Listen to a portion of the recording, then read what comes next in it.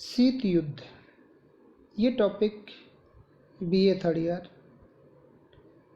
Paper second का है। शीत युद्ध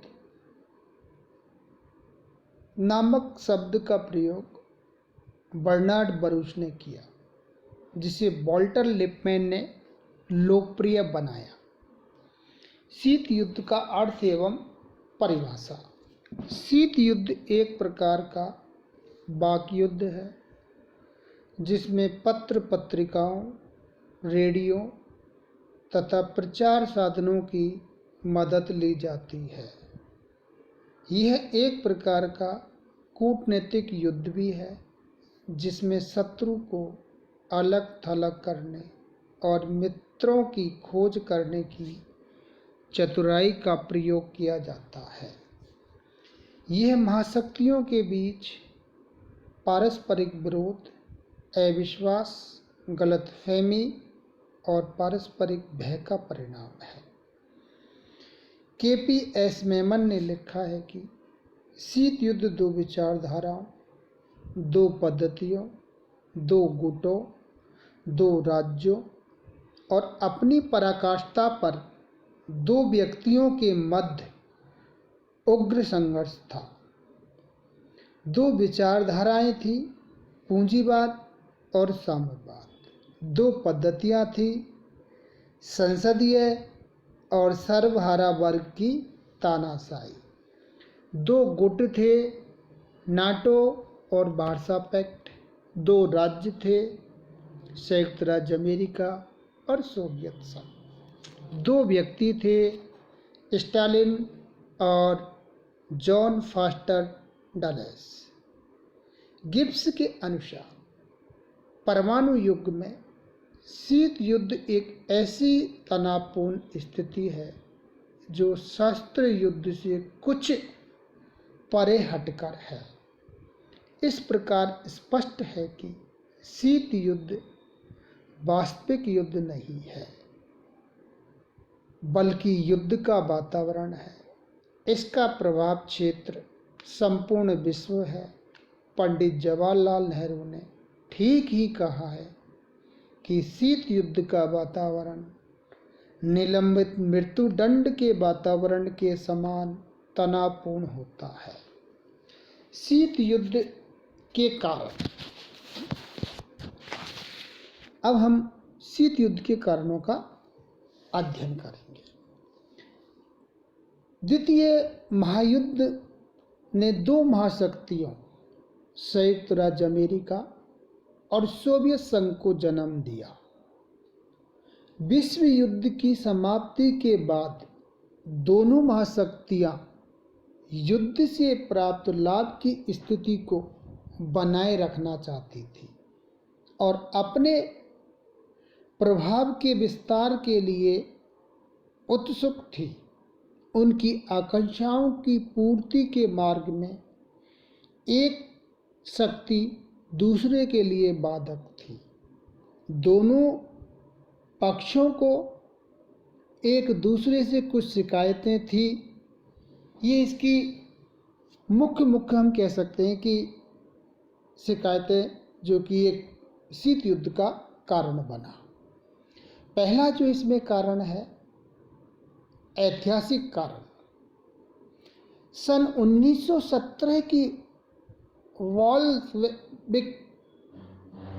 वॉल्शविक क्रांति के समय से ही पश्चिमी राष्ट्र सोवियत संघ को समाप्त करने का प्रयत्न कर रहे थे, क्योंकि साम्यवाद एक विश्वव्यापी आंदोलन था जिसका अंतिम उद्देश्य पूंजीवाद को समाप्त करके पूरे विश्व में साम्यवाद की स्थापना करना था।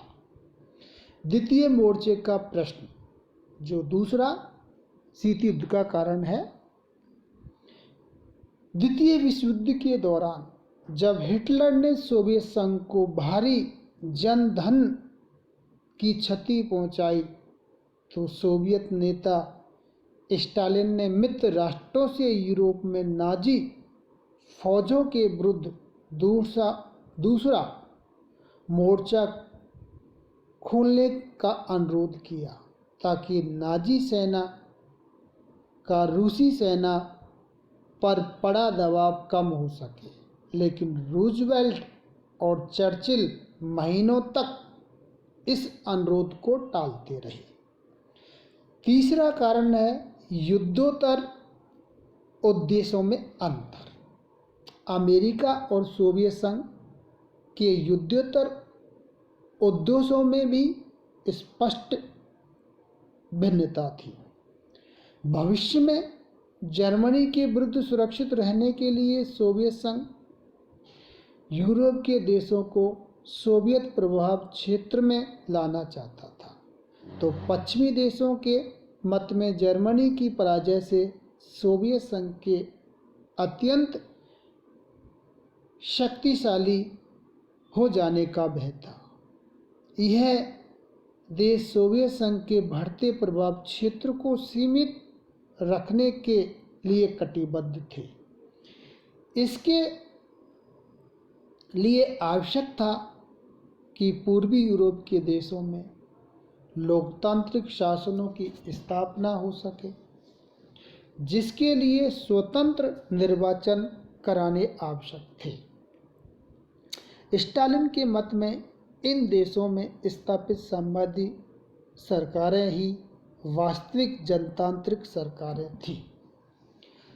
नेक्स्ट कारण है सोवियत संघ द्वारा याल्टा समझौते की अवहेलना। याल्टा सम्मेलन 1945 में रूजवेल्ट, स्टालिन और चर्चिल ने कुछ समझौते किए थे।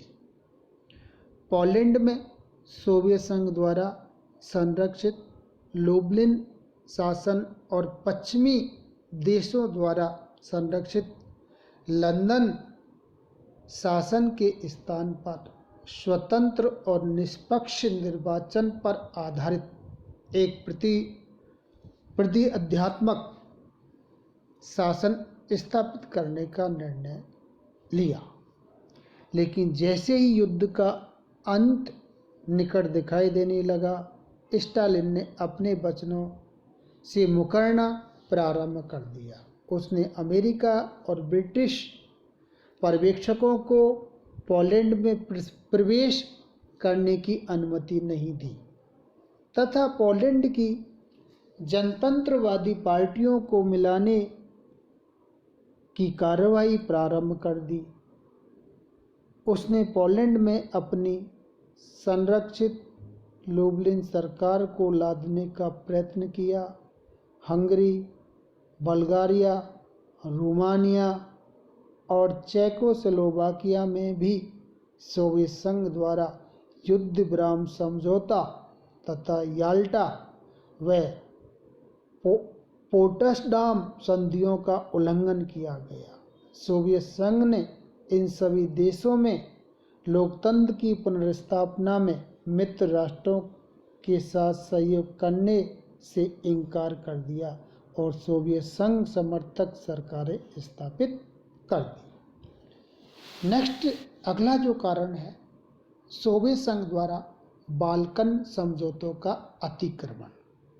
सोवियत संघ ने अक्टूबर 1944 में चर्चिल के पूर्वी यूरोप के विभाजन के सुझाव को स्वीकार कर लिया था।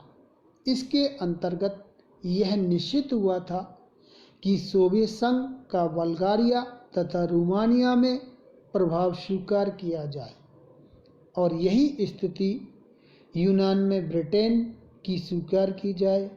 हंगरी तथा यूगोस्लाविया में दोनों का बराबर प्रभाव माना जाए, किंतु युद्ध की समाप्ति के बाद इन देशों में बाल्कन समझौते की उपेक्षा करते हुए सोवियत संघ ने साम्यवादी दलों को खुलकर सहायता दी और वहाँ सर्वहारा की तानाशाही स्थापित कर दी गई। इससे पश्चिमी देशों का नाराज होना स्वाभाविक था। अगला कारण है ईरान से सोवियत सेना का न हटाया जाना।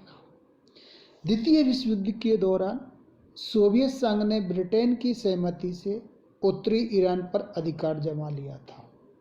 यद्यपि युद्ध की समाप्ति के बाद एंग्लो अमेरिका सेना तो दक्षिणी ईरान से हटा ली गई, लेकिन सोवियत संघ ने अपनी सेना हटाने से इनकार कर दिया। संयुक्त राष्ट्र संघ के दबाव के फलस्वरूप ही सोवियत संघ ने वहाँ से अपनी सेनाएं हटाई। इससे भी पश्चिमी देश सोवियत संघ से नाराज हो गए। यूनान में सोवियत संघ का हस्तक्षेप 1944 में एक समझौते के द्वारा यूनान ब्रिटेन के अधिकार क्षेत्र में स्वीकार कर लिया गया। द्वितीय महायुद्ध में ब्रिटेन की स्थिति बहुत कमज़ोर हो गई थी, जिससे ब्रिटेन ने यूनान के अपने सैनिक अड्डे समाप्त करने की घोषणा कर दी। यूनान के शक्ति शून्य प्रदेश को भरने के लिए पड़ोसी साम्राज्यवादी देशों अल्बानिया, यूगोस्लाविया, बल्गारिया आदि द्वारा सोवियत संघ की प्रेरणा से यूनानी कम्युनिस्ट छापामारों को परंपरागत राजतंत्री शासन उखाड़ फेंकने के लिए सहायता दी जाने लगी। परिणाम स्वरूप ट्रूमैन सिद्धांत और मार्शल योजना के तत्वदान में अमेरिका का हस्तक्षेप किया जाना अपरिहार्य हो गया, अन्यथा यूनान का साम्राज्यिक खेमे में जाना निश्चित सा ही हो गया था। टर्की पर सोवियत संघ का दबाव। युद्ध के तुरंत बाद सोवियत संघ ने टर्की पर कुछ भूभाग और बॉस्फोरस में नाविक अड्डा बनाने का अधिकार देने के लिए दबाव डालना शुरू किया, परंतु पश्चिमी राष्ट्र इसके विरुद्ध थे। जब टर्की पर सोवियत संघ का हस्तक्षेप बढ़ने लगा तो अमेरिका ने उसे चेतावनी दी कि टर्की पर किसी भी आक्रमण को सहन नहीं किया जाएगा और मामला सुरक्षा परिषद में रखा जाएगा। अणुबम का आविष्कार। शीत युद्ध के सूत्रपात का एक अन्य कारण अणुबम का आविष्कार था। ये कहा जाता है कि अणुबम ने हिरोशिमा का ही विध्वंस नहीं किया, अपितु युद्धकालीन मित्र राष्ट्रों की मित्रता का भी अंत कर दिया। संयुक्त राज्य अमेरिका ने अणुबम पर अनुसंधान कार्य और उसका परीक्षण बहुत पहले से चल रहा था। अमेरिका ने इस अनुसंधान की प्रगति से ब्रिटेन को तो पूरा परिचित रखा, लेकिन सोवियत संघ से इसका रहस्य जानबूझकर गुप्त रखा गया। नेक्स्ट है सोवियत संघ द्वारा अमेरिका विरोधी प्रचार अभियान। द्वितीय विश्व युद्ध के बाद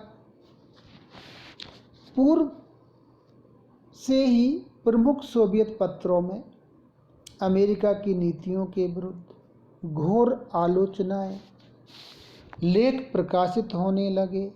इस प्रचार अभियान से अमेरिका के सरकारी और गैर सरकारी क्षेत्रों में बड़ा असंतोष फैला और अमेरिका ने अपने यहाँ बढ़ती हुई साम्राज्यिक गतिविधियों पर अंकुश लगाना प्रारंभ कर दिया, ताकि अमेरिका में साम्यवाद के प्रभाव को बढ़ने से रोका जा सके। सोवियत संघ ने अमेरिका में भी साम्यवादी गतिविधियों को प्रेरित किया। पश्चिम की सोवियत विरोधी नीति और प्रचार अभियान।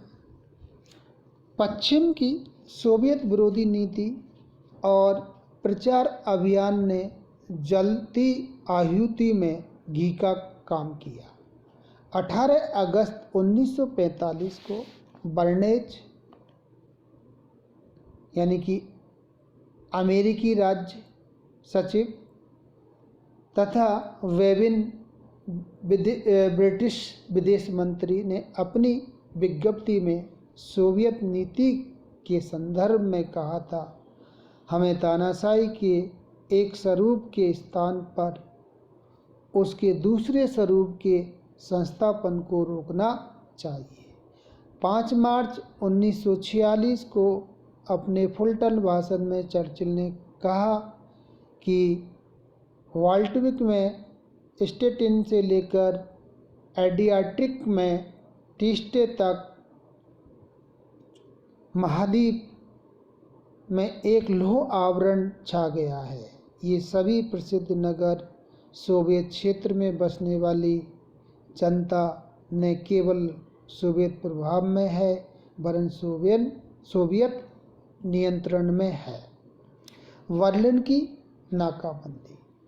सोवियत संघ द्वारा लंदन प्रोटोकॉल जून 1948 का उल्लंघन करते हुए बर्लिन की नाकाबंदी कर दी गई। इसे पश्चिमी देशों ने सुरक्षा परिषद में सोवियत संघ की नाकाबंदी के विरुद्ध शिकायत की और इस कार्रवाई को शांति के लिए घातक माना। सोवियत संघ द्वारा वीटो का बार बार प्रयोग करना। सोवियत संघ ने अपने वीटो के अनियंत्रित प्रयोगों द्वारा संयुक्त राष्ट्र संघ के कार्यों में बाधाएं डालना प्रारंभ कर दिया, क्योंकि यह संयुक्त राष्ट्र संघ को विश्व शांति और सुरक्षा स्थापित करने वाली एक विश्व संस्था ने मानकर अमेरिका के विदेश विभाग का एक अंग समझता था। सोवियत संघ की लैंड लीज स्थापना बंद किया जाना। लैंड लीज एक्ट के अंतर्गत अमेरिका द्वारा सोवियत संघ को जो आंशिक आर्थिक सहायता दी जा रही थी उससे वह असंतुष्ट तो था ही, क्योंकि यह सहायता अत्यंत अल्प थी, किंतु इस अल्प सहायता को भी राष्ट्रपति ट्रूमैन ने द्वितीय विश्व युद्ध के बाद एकाएक बंद कर दिया, जिससे सोवियत संघ नाराज हो गया। शक्ति संघर्ष। नेक्स्ट जो इसका कारण है शीत युद्ध का शक्ति संघर्ष। मार्क एंथो के अनुसार अंतर्राष्ट्रीय राजनीति शक्ति संघर्ष की राजनीति है। विश्व में जो भी परम शक्तिशाली होते हैं उनमें प्रधानता के लिए संघर्ष होना अनिवार्य होता है। द्वितीय विश्व युद्ध के बाद सोवियत संघ तथा अमेरिका ही दो महाशक्तिशाली राज्यों के रूप में उदय हुए, अतः इनमें विश्व प्रभुत्व स्थापित करने के लिए आपसी संघर्ष होना अनिवार्य था। हित संघर्ष। नेक्स्ट जो या अंतिम हम कहें कि इसका शीत युद्ध का कारण है। शीत युद्ध वस्तुतः राष्ट्रीय हितों का संघर्ष था। द्वितीय महायुद्ध के बाद अनेक मुद्दों पर सोवियत संघ और अमेरिका के स्वार्थ आपस में टकराते थे। ये विवादास्पद मुद्दे थे जर्मनी का प्रश्न, बर्लिन का प्रश्न, पूर्वी यूरोप में साम्राज्यवादी शासन की स्थापना इत्यादि। धन्यवाद।